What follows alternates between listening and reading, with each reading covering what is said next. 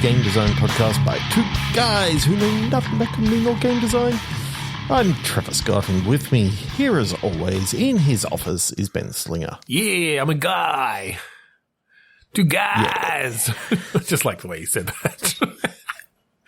What are we doing this week, Trevor? Two guys. And girl and last week we went crazy and did like a whole episode on one idea. That's right, yes. Let's not do that again, and let's go for some random movies. Okay. Just to get a little bit of randomness in our life. It's not like we're recording on the same night as what we just recorded the previous podcast. You did this last week as well. Quotation marks. Quotation marks. Giving away our behind the scenes. We're going to take some random movies. So we're just going to get a random movie selected from like the last, 70 years or whatever, and use the title or the synopsis or whatever to make a video game. So let's jump in. I have a movie called Kill 'Em All 2, which so clearly he didn't kill them all the first time. Exactly. I have a movie called Raiders of the Red Gap. Oh, that's not what from 1943. That's not where I thought that was going to go. Oh, that's interesting. Does it look like that sort of adventure-y style? Is it a? It looks a little bit like kind of one of those old serials, sort of, the sort of thing that Indiana Jones harkens back to. It looks a little bit until you read the synopsis. Okay, tell me the synopsis. One man wants to control all the land in the state to graze all his cattle. His band of outlaws are raiding ranchers and homesteaders, trying to drive them out. Rocky and Fuzzy are brought in to help stop the raiders and keep the land for the small ranchers and homesteaders. Okay. Yeah, it's got nothing to do with... Not like, yeah. That's fine. Well, mine is Philip and Susanna retired from the spy game, living peacefully off the grid. That's until their whereabouts are discovered by Vlad, the vengeful brother of their target from the first film. Also a vampire. From the low res image that I have here. Oh. Also, Vlad is a Dracula. Oh, definitely a Drac. He's a Dracula. Yeah. Not a vampire, just a Dracula. No. He's a Drac. He's a Dracula. Dr. Acula. Okay, so spies and ranchers. These people are living peacefully off the grid. Is it that they're grazing cattle and someone comes along to stop them from spreading, from grazing in the wrong place or whatever, and it becomes a big shootout? I so like the fact that they wake up one day and all their cattle are just brutally murdered. Like, rough. And so Philip, he just goes to his cupboard, opens it up. There's guns everywhere. He picks up one and goes, "Yep, I got some cattle to rustle." It's a spiritual sequel to Redneck Rampage. That is just Duke Nukem 3D engine, I think. Shooter. Okay, I do. There's a bit of a trend, right? It's just a boomer shooter. Yeah, I love there's that a bit idea. of a trend in the movies, though, like in the John Wicks and the Nobodies and whatever, of the thing that sets them off. John Wick's dog's killed. Nobody's very protective, particularly of his daughter. That's often what sort of sets him off. In this one, I like it's just all their cows. It's not one cow, one special cow. It's like, you kill my fucking cows. Yeah. I was going to have a hamburger in 6 months. Yeah. I was going to grind all those cattle into that mega burger. Now they're all contaminated. Now, even when you killed them, you had to put them on ice, it would have been fine. Yeah. But no, you left them out in the hot sun. Well, and it definitely wasn't halal. You didn't kill them ethically there. You just murdered those cows. So you're going to die, clown. And here we go. And then, Boomer Shooter, boom moo shooter. No, that's nothing. I kind of like the idea that, because Vlad is a Drac, obviously. Yeah. Every now and again, a la Painkiller, a la, all those sort of boomer shooters. Yeah. There's vampires that you're shooting, but they just die like any normal sort of. Well, I think there's a day-night cycle. During the day, you're just fighting, ranchers, other animals. They come with their horses and their whatever. And then at night, you're fighting vampire versions of those things. Vampire horses, vampire ranchers. Drac ranchers. Sorry. They're all Draculas. We're calling them Dracs in this because they're all Draculas. Dracs, I just like Dracs. That's a pretty good little shorthand for it. No, but I think that could be fun in that, Painkiller. What was the Bone? No, Storm. No, Bone Storm's from The Simpsons. Something else. Storm. Bullet Storm. Yeah, I think Bullet Storm was the one. Yeah, where you've got it's just very wacky. It's you got all the trick shots and stuff. I don't know whether you do the trick shots in this, but I think just tonally, I like the idea of it being over the top, blood everywhere. You happen to get some of that good UV light onto a Drac. It's going to explode a la Abigail, where blood just goes everywhere. Yeah, Well, and it's a chain explosion, right? Totally. Yeah, I like that. That's fun. I really like that. That's so fun. 3 to 1 click. Yeah. The Edge of 17. 2 high school girls are best friends until one dates the other's older brother, who is totally his sister's nemesis. And my movie is Barney's version. Okay. The dinosaur? No. Oh. It's from 2010. It looks like it's got Dustin Hoffman. Okay. The picturesque and touching story of the politically incorrect, fully lived life of the impulsive, irascible, and fearlessly blunt Barney Panofsky. Okay, no idea who that is. Okay, but a edgy comedian? Are they comedian? I'm not sure. Wait, what? So definitely though, I like a bit of a teen drama. Maybe this is around. It's teens who want to be stand-up comedians. Yep, and they have different views on how edgy to be.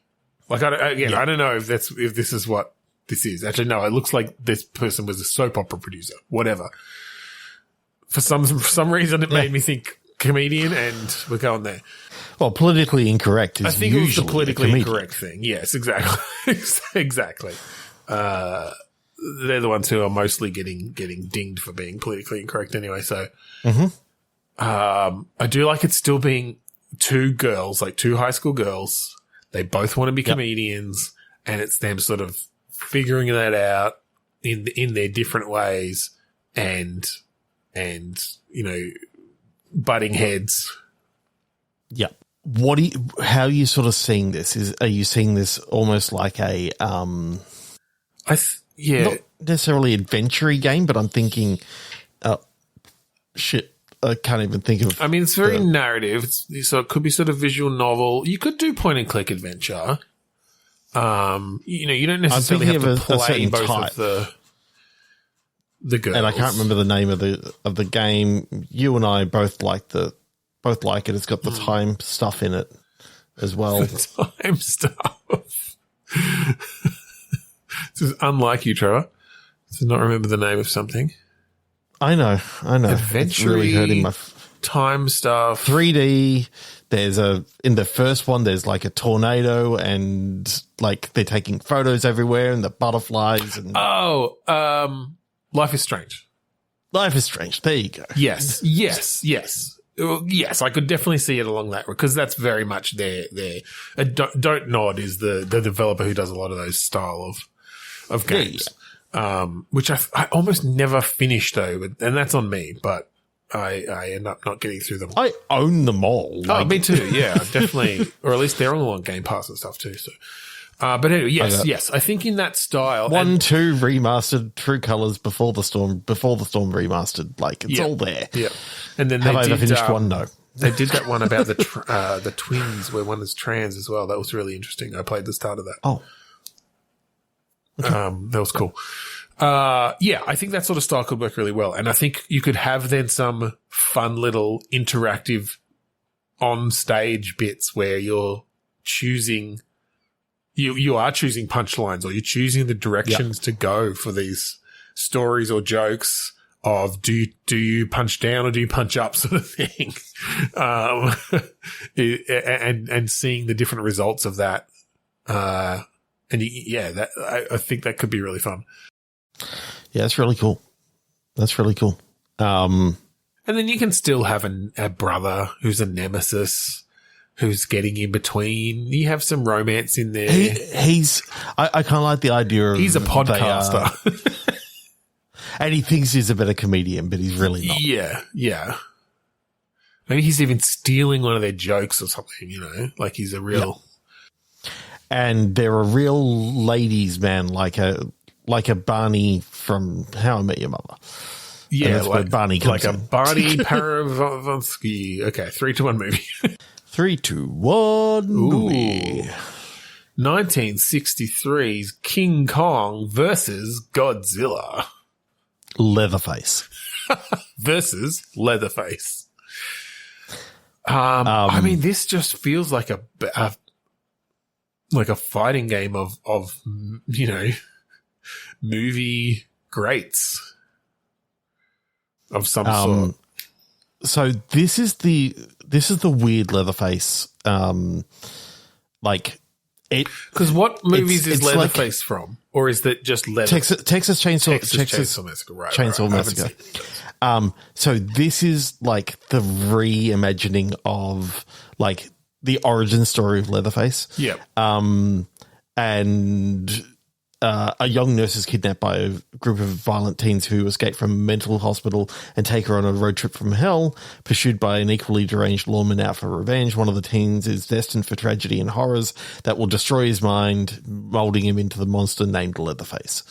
And I remember when I saw it, it was, it was okay. It certainly expanded the lore a bit. Expanded the lore a little bit. There was some. I mean, are you ever going to watch it? No, Can I give it away? Spoiler. Spoiler. But the person who you think is Leatherface is not Leatherface, right? It's the one who is like the main protagonist. Okay. Who is like a real sort of, I know, almost a good looking sort of boy, and he's the one who becomes Leatherface. Is not like right. So I know. Maybe we just take the origin story aspect. Well, I mean, I guess they've probably done origin stories for King Kong and Godzilla 100 times, but I don't know. But having them in a mental hospital and how they become Godzilla, and you don't know which one is Godzilla. Spoiler, it's not the one that is a big fucking lizard. No. Or is it? They switch bodies in the end as part of the growing. Well, or do you just road trip movie? No. It's this road trip movie, and it's like you see this kid, and then you see a toe, and then it looks up, and it's like this huge. And then it looks down, and you see the other toe, and then it's like, and then it's another kid, and it's like, and then a monkey. Which one's going to be Godzilla? You could do something interesting and like a little bit avant-garde. It's King Kong. It is King Kong versus Godzilla, and it is sort of an. And King Kong's the lawman. It is sort of an origin story thing. But they're literally humans, like right? They at least start off as humans, and so it is more just this character study and these personalities, and you are wondering like, wait, when is Godzilla coming into this? and either they never turn into giant monsters, and it's just a complete like just, almost it's like my dinner with Andre. It's my dinner with King Kong. And that's why Godzilla and King Kong hate each other. Yeah, exactly. Like, it just comes down to that. It's just two people and they're named King Kong and Godzilla, but they're just regular humans. The fact that they're not even named that, and it's like you get to the end, it's like, which one was which, and why don't they like each other? I don't know. Yeah, I can see it both ways. I do kind of like the idea of just their names are King Kong and Godzilla, and it's never addressed that those are weird names, and they're regular human beings by any other metric, and they have disagreements, and it's very much a slice of life kind of. I just then love that one of them's called Xenomorph and one's called Predator, but you don't actually. Oh yeah, those are the other two in the group. Those are their buddies. They're all just normal kids. Yeah. They're all just normal kids, and they're on the run from like I think King Kong is the lawman. Okay, that's fine. Yeah. And just then, it sort of ends and it's like, and that's the reason why Godzilla and King Kong are enemies to this day. It ends with one of those like Stand By Me endings of the, that was the last time that I ever saw Xenomorph. After that day, we kind of drifted apart and he went off to the army. He went into space. He became an astronaut. He went to a planet, LV 452 or whatever. That was the last we ever heard of him. But I still remember that, road trip across America running from King Kong.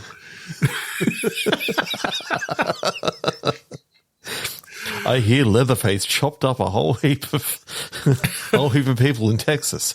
That's kind of sad. He was a good guy. He must have had a hard time. Oh my God, that's ridiculous. That's really funny. 3-to-1 movie. God. Oh, interesting. A summer story. Okay. Robin and the Seven Hoods. Oh, okay. This is a 1964 gangster movie. Feels like that. Oh, ooh. Seven Hoods. This is set in Prohibition-era Chicago. Bootlegger Robbo and his cronies refuse to pay the greedy Guy Gisborne a cut of their profits after Guy shoots mob boss Big Jim and takes over. When Big Jim's daughter Marion gives Robbo a large sum, believing he has avenged her father's death, the gangster donates to an orphanage, cementing his reputation as a soft-hearted hood. So yes, a gangster retelling of Robin Hood. It's kind of fun. I like that a lot. Yeah. And then, I don't even this other thing. Just fuck it right off. Like it's. Well, I mean, I was curious though. Rather than just taking the Prohibition era Chicago, are there some other ways we could retell Robin Hood in a different? Okay. A different sort of. So here is what A Summer Story is about. Sure. Then a young lawyer from London, Mr. Ashton, and his best friend are hiking across Dartmoor when he twists his ankle. Ashton is forced to seek help at a nearby farmhouse and stays there for a few days. Innocent beauty Megan David catches the attention of Ashton. He decides to stay longer, and he and Megan fall in love, much to the displeasure of Megan's aunt and her loutish son. Okay, yeah, that's boring. Yeah. So I'm going to click one more time, and then that's where we're going to do Robin Hood. I'm going to click one more time, and that's where we're going to. Oh, what is he got? He's cracking up. Oh, shit. Sleeping Beauty. Okay. I mean, that's a fantasy retelling. That's kind of interesting. Like a fairy tale retelling. I mean, yeah. Oh, here we go. Okay, you got something better. Here we go. I clicked again. Surrogates. Oh, okay. Like a future with cloning futuristic where humans live in isolation and interact through surrogate robots. Okay. I like the idea of take from the rich and give to the clones. Robot Hood. Robot Hood. Yep. Okay. Yeah. Robbot.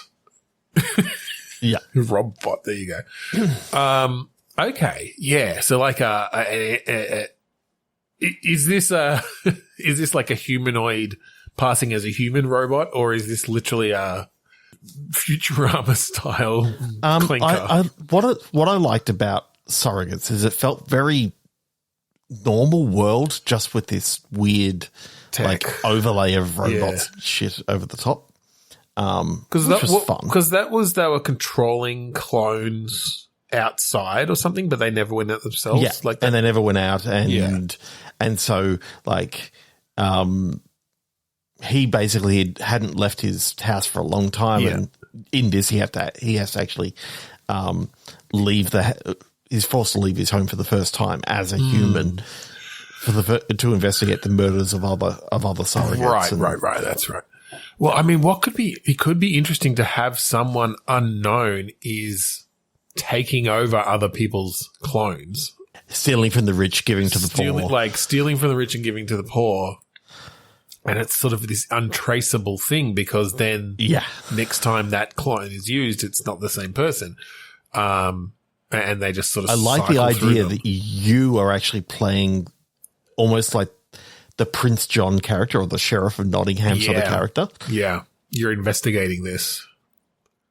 Yeah.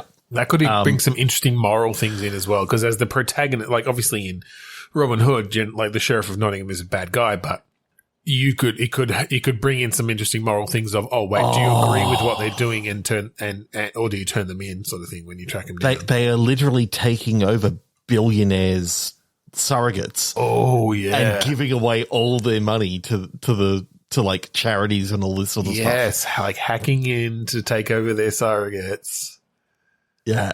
That's cool. And then as they're walking into a bank and going, I'd like to donate all my money to this orphanage or whatever. And it's like, of course, it's just, they do it because it's like the retina scan passes and all this sort of stuff. They use all biometrics to actually do it. Yeah, I guess there's, if within this world, this idea of the surrogates is secure, like everyone believes that's 100% secure.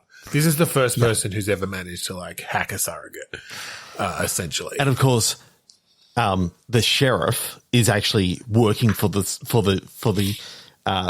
company. Yeah. Who makes the surrogates, and he's trying to keep it all hush hush. He doesn't want it getting out there that. Honestly, this could be otherwise everyone will. This could be a Grant Grover story. It really could. But there's something about like the Robin Hood esqueness of it. The fact that, there's a whole band of these people who are basically getting certain information. You've got someone almost like, your Friar Tuck sort of character who's like working for the company. Yep. Yeah. They're like the inside man. You've got your little John who is your kind of really big guy. Yeah. But is he like, maybe he's like he's like a really big buff guy. You think he's a fighter, but he's like the hacker or something. Like he's like the person who actually does the hacks. And then Robin they're sort of good with the social engineering side of things. It's like, I can be convincing in this role and actually control the surrogate sort of thing. I like the idea that Marion is a AI or something like that. Oh yeah. That they interface with to so you're taking away that whole weird thing of her falling for, or are you Robin downloads Marion into one of these surrogates at the end so they can fuck into a sex bot, so it's fine. That's what they were built to do. Yeah, sure. I mean, people donate their DNA to create surrogates of themselves or something. I don't know. There is a lot of places that we could go with this. This is actually really, really cool. I do like that one. So you're playing the sheriff. You're going through and you're doing these investigations. You're sort of finding little bits of network traceability and all this sort of stuff. You're having to actually do like little logic puzzles to analyze and try to get a fragment of, I've got a fragment of the IP address, and that's now traceable that you can.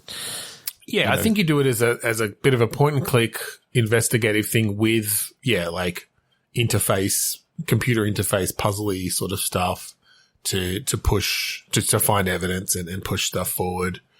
I mean, so much of it is just going to be, interesting narrative moments.